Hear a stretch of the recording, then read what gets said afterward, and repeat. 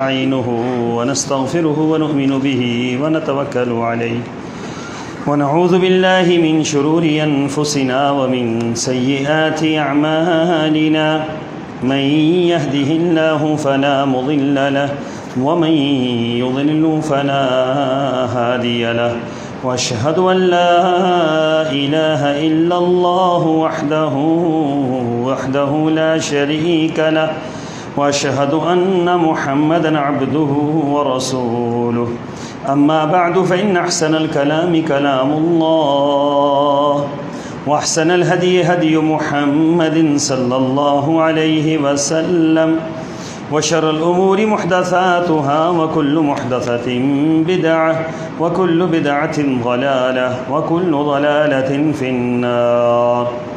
قال الله تبارك وتعالى في القرآن المجيد أعوذ بالله السميع العليم من الشيطان الرجيم بسم الله الرحمن الرحيم لقد كان لسبإ في مسكنهم آية جنتان عن يمين وشمال كلوا من رزق ربكم واشكروا له بلدة طيبة ورب غفور فأعرضوا فأرسلنا عليهم سيل العرم وبدلناهم بجنتين ذواتي أكل خمط وأثل وشيء من سدر قليل ذلك جزيناهم بما كفروا وهل نجازي إلا الكفور. اللهم صل على محمد وعلى آل محمد كما صليت على إبراهيم وعلى آل إبراهيم إنك حميد مجيد. اللهم بارك على محمد وعلى آل محمد كما باركت على إبراهيم وعلى آل إبراهيم إنك حميد مجيد. سبحانك لا علم لنا إلا ما علمتنا إنك أنت العليم الحكيم.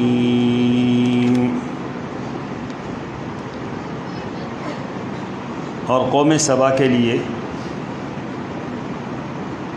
ان کی رہنے کی جگہ میں نشانی موجود تھی اور ان کے علاقے کے دائیں بائیں 2 باغ تھے اور ہم نے انہیں کہا تھا اپنے رب کا دیا ہوا رزق کھاؤ اور اس کا شکر ادا کرو. پاکیزہ ستھرا شہر ہے اور معاف کرنے والا پروردگار ہے. مگر ان لوگوں نے اللہ کی بغاوت کی تو ہم نے ان پر زور کا سیلاب چھوڑ دیا اور ان کے دونوں باغوں کو جو بہترین اور اعلیٰ قسم کے باغ تھے 2 ایسے باغوں میں بدل دیا کہ جن کے میوے بدمزہ اور جن کے اندر جھاڑیاں اور جن کے اندر کچھ بیریاں تھیں. اور ہم نے یہ سزا انہیں ان کی ناشکری کی وجہ سے دی تھی اور ہم ناشکروں کو ایسا ہی بدلہ دیا کرتے ہیں. آیت نمبر 15, 16 اور 17 سورہ سبا. سامعین محترم،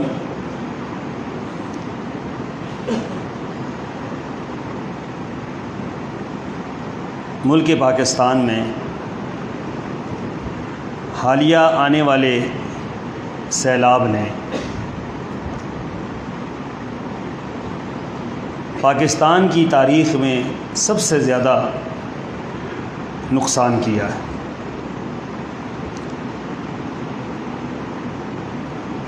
ہم تو یہ سمجھ رہے ہیں کہ ہم نے 70 سال میں بہت ترقی کی ہے.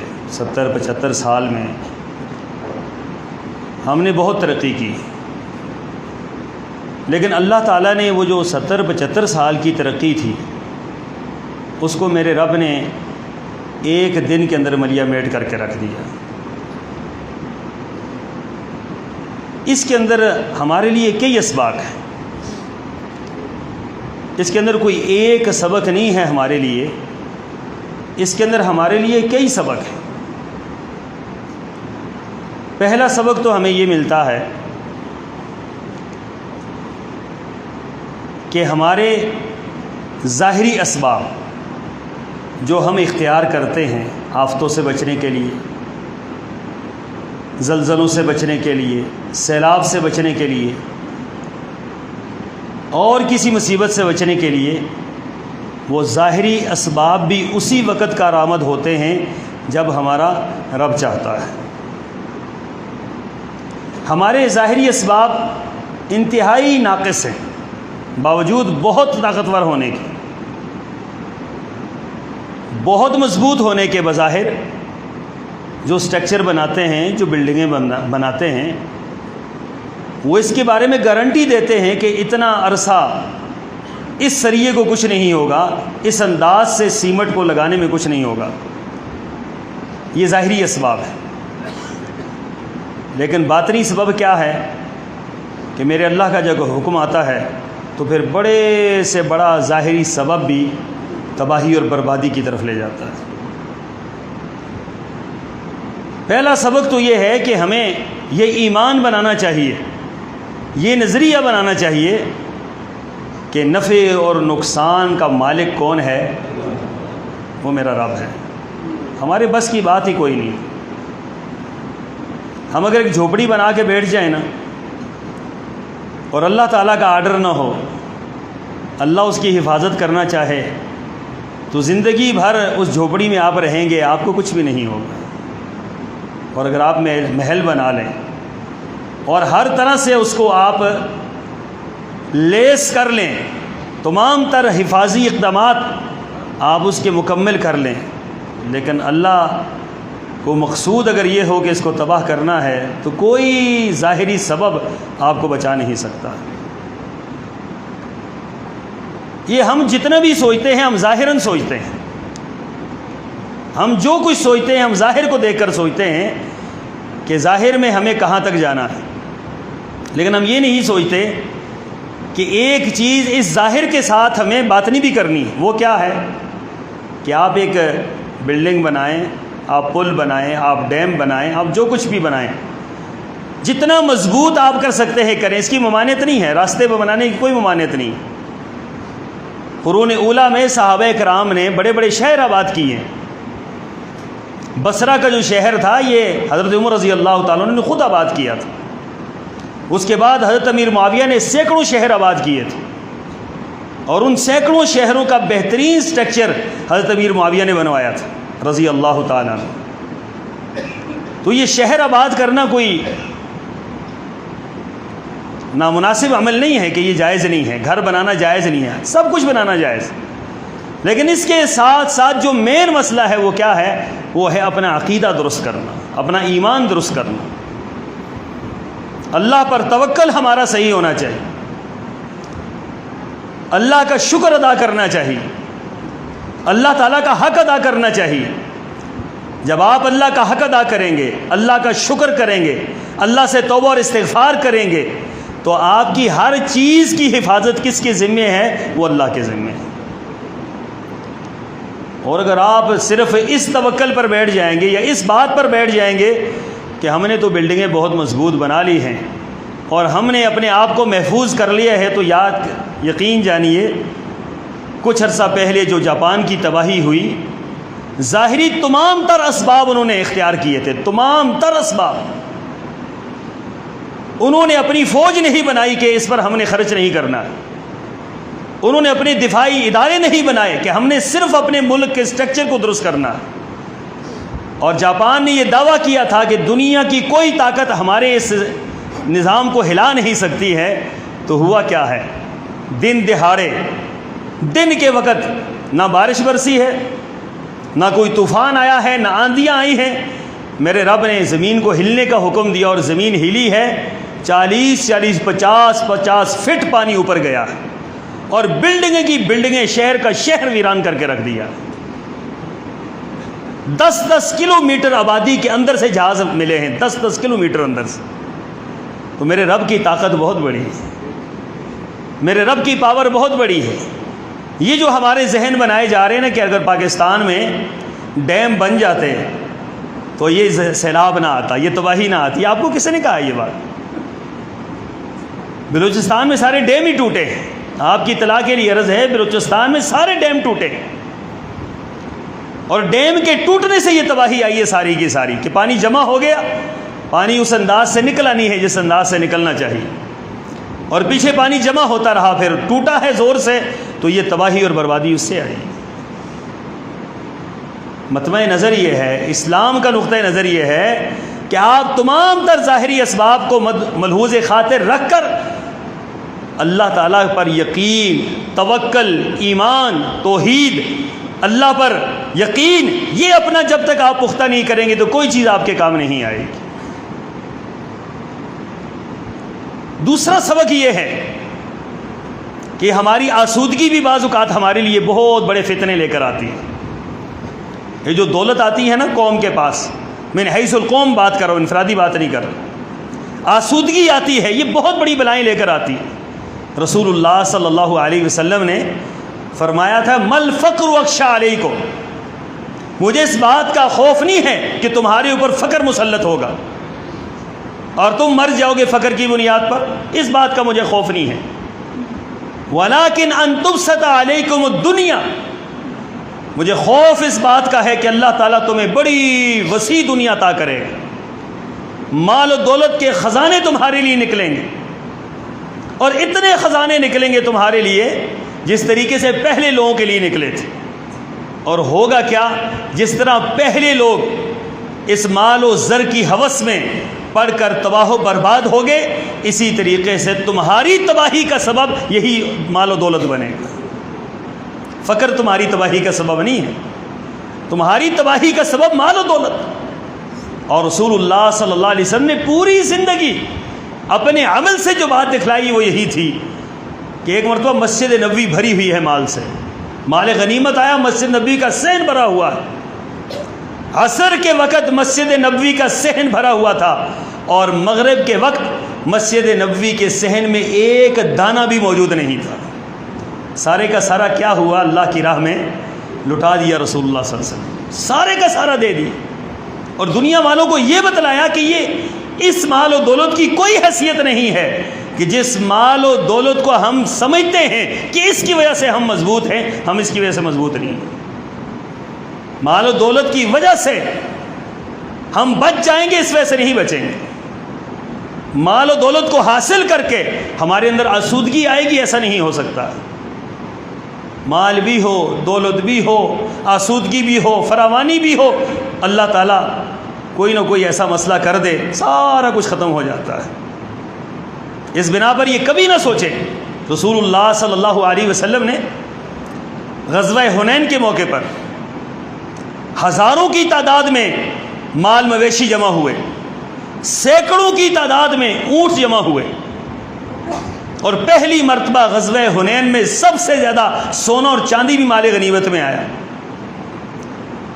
اب اللہ کے رسول صلی اللہ علیہ وسلم نے کیا کیا؟ اس کا چاہیے تو یہ تھا نا کہ حضرت ابوبکر کو دیا جاتا، حضرت عمر کو دیا جاتا، حضرت عثمان کو دیا جاتا، حضرت علی کو دیا جاتا، اقربا تو یہی تھے نا، دوست بھی تھے، تعلق دار بھی تھے، وفادار بھی تھے، صحابہ بھی تھے، عظیم لوگ بھی تھے، ایک پیسہ کسی کو نہیں دیا۔ اچھا پھر انصار کا حق بنتا تھا کہ انصار کو دیا جاتا، کہ انصار نے اسلام کی مدد کی، جب مہاجرین لٹے پٹے مہاجرین مکہ مکرمہ سے ہجرت کر کے مدینہ طیبہ کی طرف آئے تو ان کے پاس تو کچھ بھی نہیں تھا، تو مدینہ طیبہ میں انصار نے اپنے دروازے کھول دیے، اپنی مال و دولت کے دھانے کھول دیے مہاجرین کے لیے۔ تو کیا ہونا چاہیے تھا؟ حضرت سعد کو دیا جاتا، مصعب بن عمیر کو دیا جاتا، دیگر صحابہ کرام کو دیا جاتا، ایک پیسہ کسی کو نہیں دیا، ایک انصاری کو 1 روپیہ بھی نہیں دیا۔ اب وہ جو اتنا مال تھا وہ دیا کس کو؟ سبحان اللہ، یہ بڑی عجیب واقعہ ہے کہ اللہ کے رسول صلی اللہ علیہ وسلم نے جو اسی وقت جو لوگ نئے مسلمان ہوئے تھے 9 مسلم مؤلفۃ القلوب جو نئے اسی وقت مسلمان ہوئے تھے، سارے کا سارا مال ان لوگوں کو دے دیا. ایک چیز بھی آپ نے کسی اپنی صحابی کو نہیں دی. تو انصار بتقاضۂ بشریت ان کو یہ خیال آیا کہ قربانیاں تو ہم نے زیادہ دی ہیں، پوری زندگی ہم مصائب کا شکار رہے ہیں، ابھی حالات کچھ آسودگی کی طرف جا رہے تھے، اب مال و دولت آیا تھا، اور مال غنیمت بہترین مال ہوتا ہے، دنیا کا بہترین مال مال غنیمت ہوتا ہے، جو اللہ کی راہ میں حالت جنگ میں میدان جہاد میں جو کفار سے مال ملتا ہے، یہ مال غنیمت دنیا کا بہترین مال ہوتا ہے، پاکیزہ ترین مال ہوتا ہے. یہ مال ہمیں مل جاتا تو ہمارے حالات بھی بدل جاتے، اور یہ مال ان لوگوں کو دے دیا جن کی قربانی کوئی نہیں تھی. تو رسول اللہ صلی اللہ علیہ وسلم نے صحابہ کرام کو بلایا. آپ کو پتہ چلا، یہ آواز آپ کے کانوں سے ٹکرائی، کسی نے جا کر آپ کو بتلایا کہ انصار تو یہ باتیں کر رہے ہیں. آپ نے انصار کو بلایا. سبحان اللہ، بڑا عجیب جملہ آپ نے فرمایا. آپ نے فرمایا اے انصار کی جماعت، تم نے یہ باتیں کی ہیں، یہ باتیں تمہاری تھی کہ ہمیں کچھ نہیں ملا، سارے کا سارا 9 مسلموں میں تقسیم کر دیا. اے انصار کی جماعت، کیا تم اس بات کو پسند کرتے ہو؟ کیا تم اس بات کو چاہتے ہو کہ لوگ جب گھروں کے اندر جائیں، کوئی اونٹ لے کر جائے، کوئی بکری لے کر جائے، کوئی سونا لے کر جائے، کوئی چاندی لے کر جائے، کوئی غلہ مال مویشی لے کر جائے، اور جب تم اپنے گھروں کے اندر جاؤ تو تم محمد رسول اللہ کو لے کر جاؤ؟ بتلاؤ کیا چیز چاہیے؟ کیا چیز چاہیے تمہیں؟ یہ موازنہ تھا دنیا اور آخرت کا، یہ موازنہ تھا اللہ کے رسول صلی اللہ علیہ وسلم کی محبت کا اور دنیا کے مال کا، کہ ہمیں چاہیے کیا چیز، ہمارا مطمع نظر کیا ہے، ہماری محنت کیا ہے. ہماری محنت دنیا ہے یا ہماری محنت آخرت ہے؟ ہماری محنت یہ مال و متاع ہے یا ہماری محبت رسول اللہ صلی اللہ علیہ وسلم کی اطاعت اور آپ کی اتباع ہے؟ تو حضرات صحابہ کرام میں انصار نے سر پکڑ لی، اور ہر انصاری رونے لگ گیا، ہچکیاں بن گئی ان کی. کہنے لگے اللہ کے رسول صلی اللہ علیہ وسلم، ہمارے ماں باپ آپ پر قربان جائیں، ساری دنیا کی دولت اگر ہمیں دے دی جائے، اور اگر آپ ہم سے جدا ہو جائیں تو ہم یہ بات برداشت کر سکتے؟ ہم یہ چاہتے ہیں ہمیں کچھ بھی نہ ملے، ہمیں صرف آمنہ کا لال مل جائے، ہم اس کو لے کر ساتھ چلیں. آپ علیہ الصلوۃ والسلام نے اپنے ہاتھ بلند کیے، اے اللہ میں انصار سے راضی ہوں، اللہ تو ان سے راضی ہو جا. اے اللہ میں انصار سے راضی ہوں، تو ان سے راضی ہو جا. تربیت کیا کی میرے آقا نے. یہ جو مال و متاع ہے یہ کچھ بھی نہیں ہے، یہ آج کسی کی لونڈی کل کسی کی لونڈی.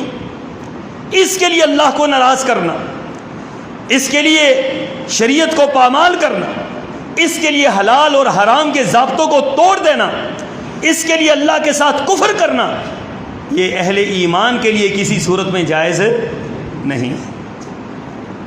اس لیے یاد رکھے کہ دوسرا مسئلہ یہ ہے اور اہم ترین سبق یہ ہے کہ ہمیں مال اور زر کی ہوس سے ہمیں دور رہنا چاہیے. ہوس نہیں ہونی چاہیے، اپنی ضرورتیں ضرور پوری کریں.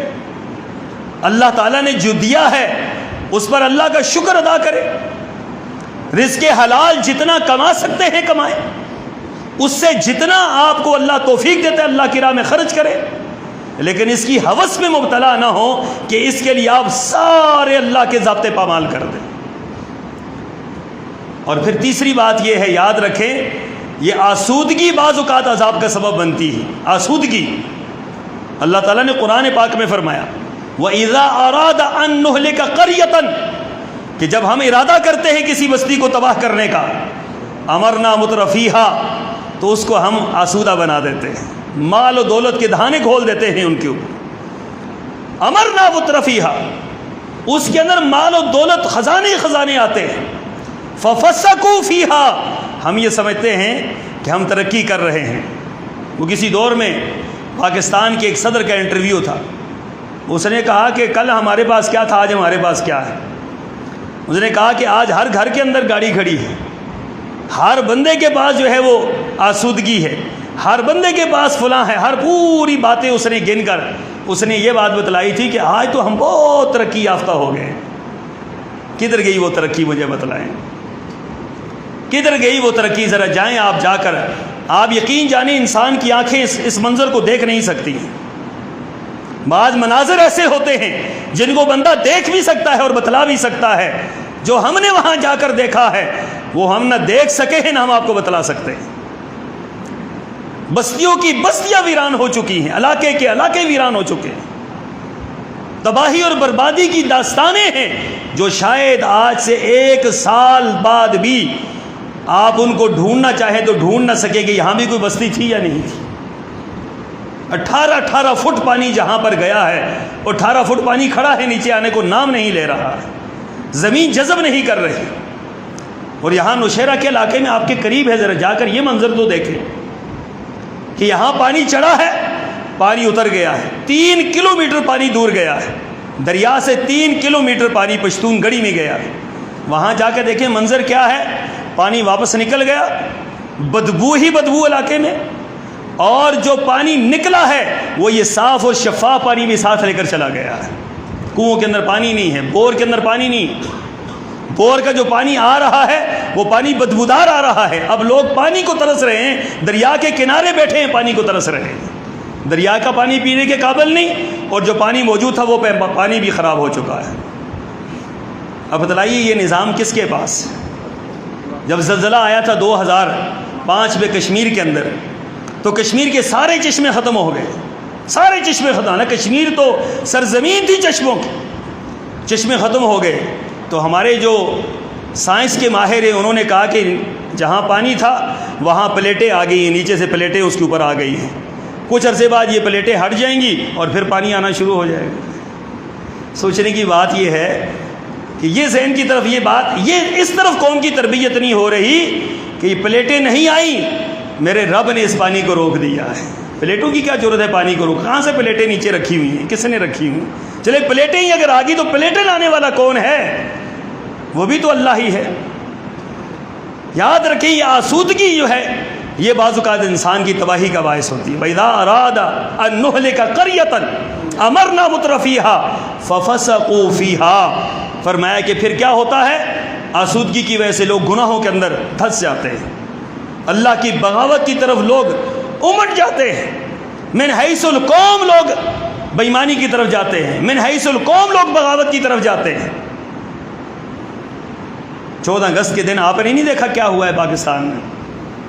اس سے چند دن پہلے سیلاب آ چکا تھا۔ 14 اگست کے دن کنونشن سینٹر اسلام آباد کے اندر حکومت کی سرپرستی میں اللہ کے عذاب کو دعوت دی گئی۔ پاکستان جس دن بنا ہے اس دن کے نام پر مجرا کروا کے یہ کیا ثابت کیا گیا، قوم کو کیا بتلایا گیا ہے؟ ہم ترقی یافتہ ہو گئے ہیں، ہمارے ذہن کھلے ہو گئے ہیں، ہم آپ جیسے ہو گئے، دنیا کو پیغام دیتے ہیں۔ IMF راضی ہو جائے، امریکہ راضی ہو جائے، بھارت راضی ہو جائے، برطانیہ راضی ہو جائے، ورلڈ بینک راضی ہو جائے، ساری دنیا راضی ہو جائے آپ سے، جب اللہ ناراض ہے تو ان کی رضامندی کا کوئی فائدہ۔ 3 سال لگائے ہیں IMF سے ایک قسط لینے کے لیے، اور آپ کو پتا ہے کہ پاکستان کا نقصان کتنا ہوا ہے؟ اس جیسی 1 لاکھ قسطیں لگا لیں، 1 لاکھ قسطیں، اس سے زیادہ آپ کا نقصان ہو چکا ہے۔ اب لے آئیں پھر وہ تو کیا فائدہ ہوگا؟ رو رو کے آپ نے ان کی غلامی کا دم بھر کے آپ اپنے رب کو راضی کرتے، مساجد بھری ہوئی ہوتی، اللہ کے سامنے توبہ اور استغفار کرتے، حکمرانوں سے لے کر عام لوگوں تک اللہ سے رجوع کرتے، اور اب ہو کیا رہا ہے؟ اب ڈھاکے پڑ رہے ہیں۔ پہلے کسی اور نام پر ڈاکے تھے، اب بھوک کے نام پر ڈاکے ہیں۔ پہلے کسی اور نام پر لوٹ مار تھی، اب کسی اور نام پر لوٹ مار ہے۔ کہنے کا مطلب یہ ہے کہ ہم گناہوں سے دور نہیں ہو رہے، ہم اللہ کی نافرمانی سے پیچھے ہٹ نہیں رہے۔ فَفَسَقُوا فِيهَا، فرمایا کہ یہ گناہوں کی دلدل میں دھس جاتے ہیں یہ لوگ۔ فَحَقَّ عَلَيْهَا الْقَوْلُ، پھر اللہ کا قول غالب آتا ہے، اللہ تعالیٰ کا حکم غالب آتا ہے۔ فَدَمَّرْنَاهَا تَدْمِيرًا، پھر اللہ تعالیٰ اینٹ سے اینٹ بجا کے رکھ دیتا ہے، اللہ تعالیٰ نظام تباہ و برباد کر کے رکھ دیتا ہے۔ آج آپ جائیں آپ کو نظام سمجھ نہیں آئے گا، آپ کو نظام سمجھ ہی نہیں آئے گا۔ بستیاں ایسی بن چکی ہیں کہ بستیوں کے نقشے بدل گئے، کچھ عرصے بعد جب یہ پانی اترے گا پھر آپ جا کر دیکھیے گا آپ کو وہاں کچھ بھی نظر نہیں آئے گا، ماسوائے تباہی اور بربادی کی۔ تو ہمارے لیے یہ سبق ہے کہ آسودگی کو اپنے لیے اللہ کی آزمائش سمجھے، اور اس آسودگی میں اللہ تعالیٰ سے توبہ اور استغفار کریں۔ ما یفعل اللہ بعذابکم ان شکرتم وآمنتم وکان اللہ شاکرا علیما۔ فرمایا کہ اللہ تعالیٰ تمہیں عذاب دے کے کیا کرے گا؟ اللہ تمہیں عذاب دے کے کیا کرے گا؟ اللہ کے سامنے ہماری حیثیت کیا ہے کہ اللہ ہمیں عذاب دے؟ ما یفعل اللہ بعذابکم، فرمایا اللہ تمہیں عذاب دے کر کیا کرے گا؟ ان شکرتم وآمنتم، اگر تم اللہ کے شکر گزار بن جاؤ، اللہ پر ایمان لے آؤ، تو اللہ تعالیٰ کبھی بھی تمہیں عذاب میں مبتلا نہیں کرے گا۔ وکان اللہ شاکرا علیما، اور اللہ تعالیٰ جانتا ہے شکر گزار کون ہے، اللہ کو معلوم ہے شکر گزار کون ہے۔ چوتھی بات جو ہمیں سمجھنی چاہیے، اس بحث کے بعد اس بحث نہیں پڑھنا کہ ان پر عذاب آیا یا ان پر کچھ ہوا تو ہم بہت اچھے ہیں، ہم پر نہیں آیا۔ اللہ، یہ بھی شیطان کا دھوکہ ہے، یہ بھی شیطان کی تلبیس ہے، یہ بھی شیطان کا وسوسہ ہے۔ یاد رکھیں ہمیں اللہ نے مہلت دے دی ہے، اس رب کے شکر گزار بنیے جس اللہ نے آپ کو مہلت دے دی ہے، جس اللہ نے آپ کو موقع دے دیا ہے، جس اللہ نے آپ کے سامنے یہ منظر دکھا کر آپ کو بتلایا ہے کہ رب کی قدرتوں کو دیکھ لو اور اپنے ایمان کی تجدید کر لو، اپنے اللہ پر توکل اختیار کرو۔ اور ان لوگوں کے اندر جو اس ٹائم مشکلات کا شکار ہیں، پریشانیوں کا شکار ہو گئے ہیں، کسی صورت میں بھی ہوئے ہیں، ظاہری کوئی اسباب ہو سکتے ہیں، باطنی کوئی سبب بھی ہو سکتا ہے، لیکن ان کی کیا کرنی ہے؟ ہم نے مدد کرنی ہے۔ واللہ فی عون العبد ما کان العبد فی عون اخی، صدقہ خیرات، انفاق فی سبیل اللہ، یہ اللہ کے غصے کو ٹھنڈا کر دیتا ہے۔ اللہ کے غصے کو دو چیزیں ٹھنڈی کرتی ہیں، ایک توبہ اور استغفار ٹھنڈا کرتا ہے، آپ کے آنسو نکلیں گے اللہ کا غصہ ٹھنڈا ہو جائے گا، آپ کے آنسو نکلیں گے جہنم کی آگ بجھ جائے گی۔ دنیا کا کوئی پاور دنیا کی اور کوئی طاقت دنیا کی، کوئی پانی دنیا کا جہنم کی آگ کو بجھا نہیں سکتا ہے۔ آپ کی آنکھ کا ایک ٹپکا ہوا آنسو اس جہنم کی آگ کو ٹھنڈا کر دیتا ہے۔ اور دوسرا صدقہ ہے، صدقہ اللہ کے غصے کو ٹال دیتا ہے، اللہ تعالیٰ کی ناراضگی کو ٹال دیتا ہے۔ صدقہ خیرات کیجئے، اتنا کیجئے، اتنا کیجئے کہ ہمارا رب راضی ہو جائے کہ واقعتاً انہوں نے حق ادا کر دیا ہے۔ اگر ان پر آفت آئی ہے انہوں نے عبرت حاصل کی، ان پر آفت آئی ہے یہ تماشائی نہیں بنے، ان پر مصیبت آئی ہے تو انہوں نے دیکھ کر انجوائے نہیں کیا، بلکہ یہ اپنے مال سے صدقہ خیرات کرتے رہے، اپنے مال کو نکالتے رہے ان کے لیے، تاکہ اللہ ان پر بھی رحم کر دے، اللہ ہم پر بھی رحم کر دے۔ اے اللہ ان کو بھی مصیبت سے نکال دے، ہمیں بھی مصیبت سے نکال دے۔ اے اللہ ان کو بھی بچا اور ہمیں بھی ہمیشہ ہمیشہ کے لیے بچا۔ اللہم انا نعوذ بک من زوال نعمتک وتحول عافیتک وفجاۃ نقمتک وجمیع سخطک۔ فرمایا رسول اللہ صلی اللہ علیہ وسلم نے یہ دعا مانگا کرو، اے اللہ زوال نعمت سے میں تیری پناہ مانگتا ہوں۔ صحت ہے، عافیت ہے، تندرستی ہے، توانائی ہے، بیماری لگ جائے، مال و دولت ہے، فقر و فاقہ آ جائے، عزت ہے، احترام ہے، اور کل کیا ہو؟ احترام چھن جائے، بندہ معاشرے کے اندر خراب ہو جائے۔ فرمائے اللہم انا نعوذ بک من زوال نعمتک، اے اللہ ان نعمتوں کے زوال سے میں تجھ سے پناہ مانگتا ہوں۔ وتحول عافیتک، اے اللہ عافیت پھر جائے مجھ سے۔ عافیت کیا ہے؟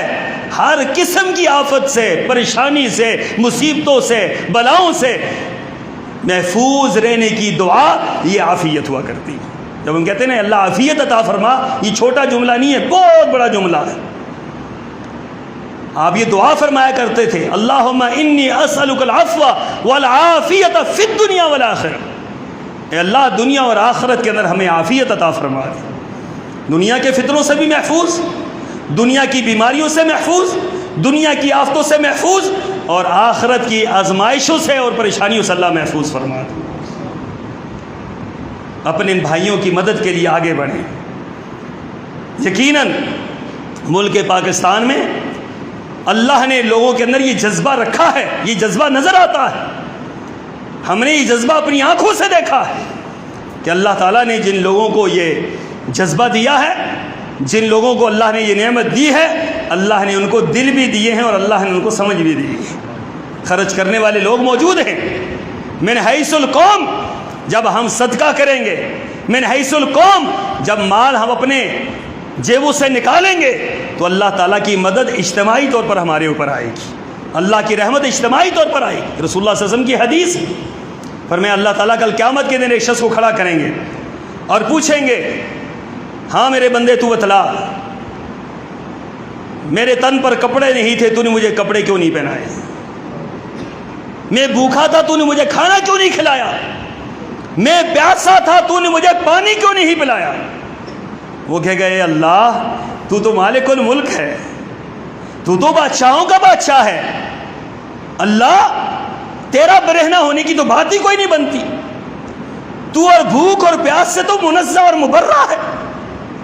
اللہ تعالیٰ فرمائیں گے میرے بندے، میرا فلاں بندہ بھوکا تھا، فلاں بندہ پیاسا تھا، فلاں بندہ ننگا تھا، اگر تو اس کو کھانا کھلاتا، اس کو پانی پلاتا، اس کو کپڑے پہناتا، میری رضا تو حاصل کر لیتا، گویا تو مجھے پہناتا اور مجھے کھلاتا۔ یہ نسبت اللہ نے اپنی طرف کر کے اس بات کی عظمت کی بات طرف توجہ دلوائی ہے کہ لوگوں پر خرچ کرنا، یہ لوگوں پر خرچ کرنا نہیں ہے، یہ اللہ پر خرچ کرنا ہے۔ ان تنصروا اللہ ینصرکم، تم اللہ کی مدد کرو گے اللہ تمہاری مدد کرے گا۔ اللہ کی مدد کیا ہے؟